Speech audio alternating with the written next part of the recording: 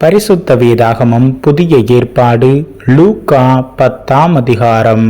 இவைகளுக்கு பின்பு கர்த்தர் வேறொரு 70 பேரை நியமித்து தாம் போகும் சகல பட்டணங்களுக்கும் இடங்களுக்கும் அவர்களை தமக்கு முன்னே 2 பேராக அனுப்பினார்.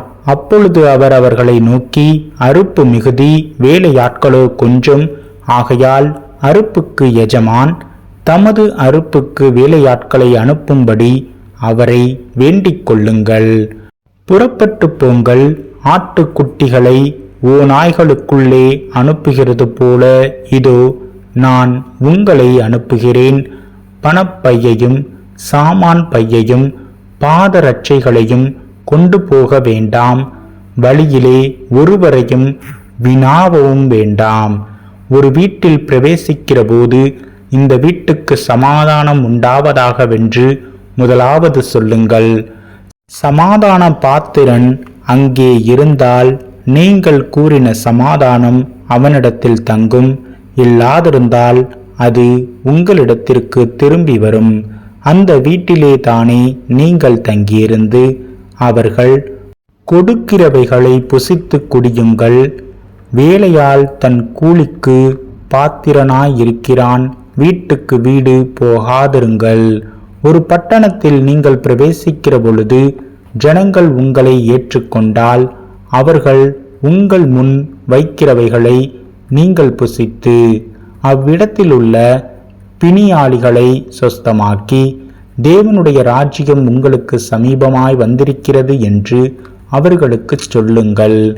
யாதொரு பட்டணத்தில் நீங்கள் பிரவேசிக்கிற பொழுது ஜனங்கள் உங்களை ஏற்றுக்கொள்ளாவிட்டால் அதன் வீதிகளிலே நீங்கள் போய், எங்களில் ஒட்டின உங்கள் பட்டணத்தின் தூசியையும் உங்களுக்கு விரோதமாய் துடைத்து போடுகிறோம்.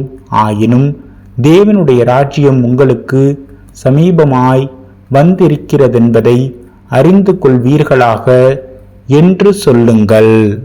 அந்த பட்டணத்திற்கு நேரிடுவதை பார்க்கிலும் அந்த நாளிலே சோதோம் நாட்டிற்கு நேரிடுவது லகுவாயிருக்கும் என்று உங்களுக்கு சொல்லுகிறேன்.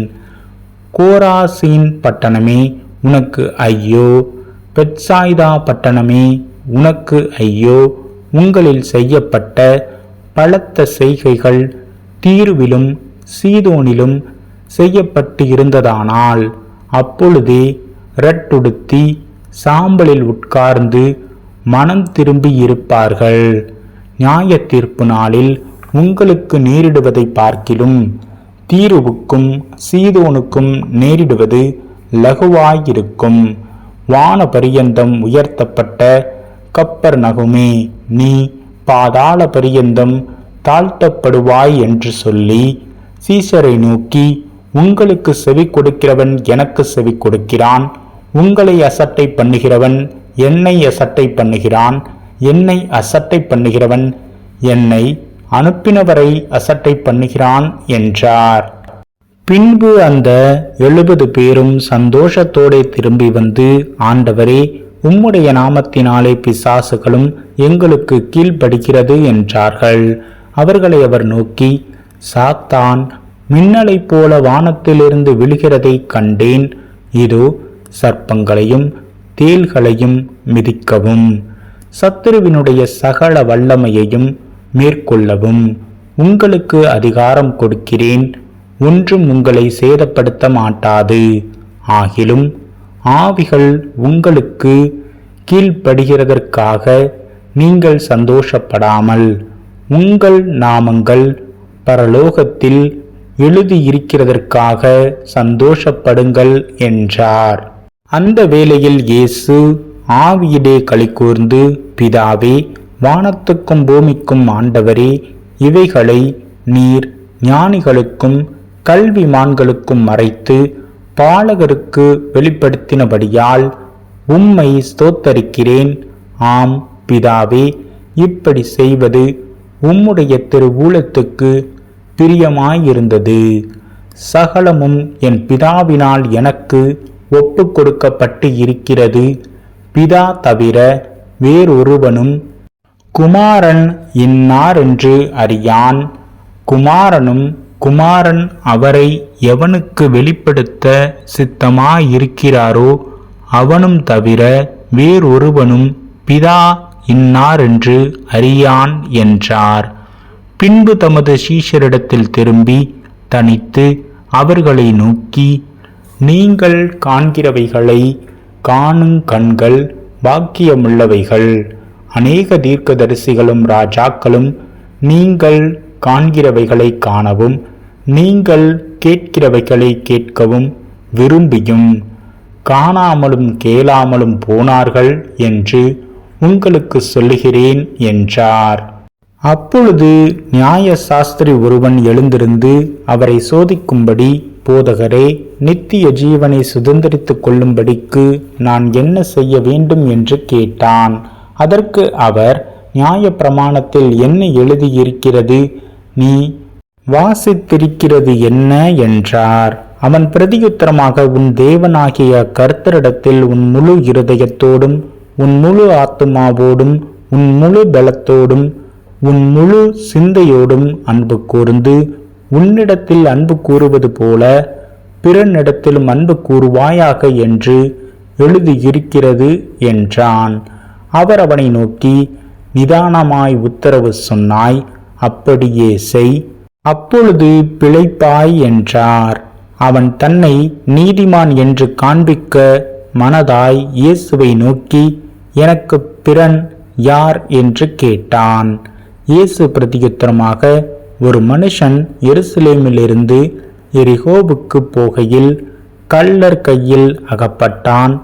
அவர்கள் அவன் வஸ்திரங்களை உரிந்து கொண்டு அவனை காயப்படுத்தி குற்றுயிராக விட்டு போனார்கள். அப்பொழுது தற்செயலாய் ஒரு ஆசாரியன் அந்த வழியே வந்து அவனை கண்டு பக்கமாய் விலகி போனான். அந்தபடியே ஒரு லேவியனும் அந்த இடத்துக்கு வந்து அவனை கண்டு பக்கமாய் விலகி போனான்.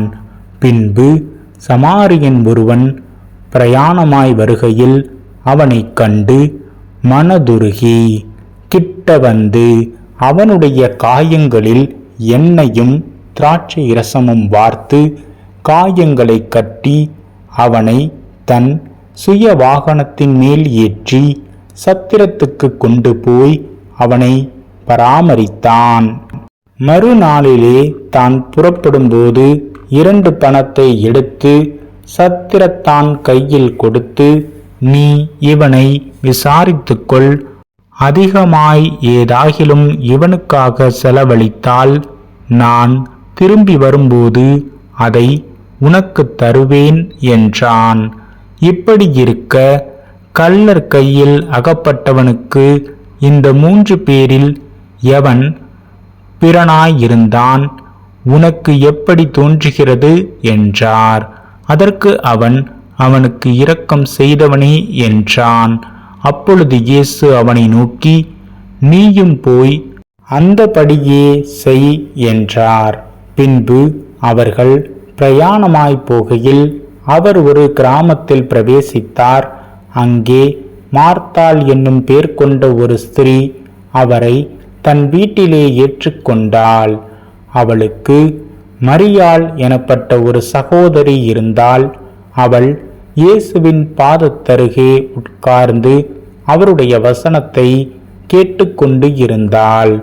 மார்த்தாளோ பற்பல வேலைகளை செய்வதில் மிகவும் வருத்தமடைந்து அவரிடத்தில் வந்து, ஆண்டவரே, நான் தனியே வேலை செய்யும்படி என் சகோதரி என்னை விட்டு வந்திருக்கிறதை குறித்து உமக்கு கவலை இல்லையா?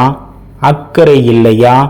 எனக்கு உதவி செய்யும்படி அவளுக்கு சொல்லும் என்றாள்.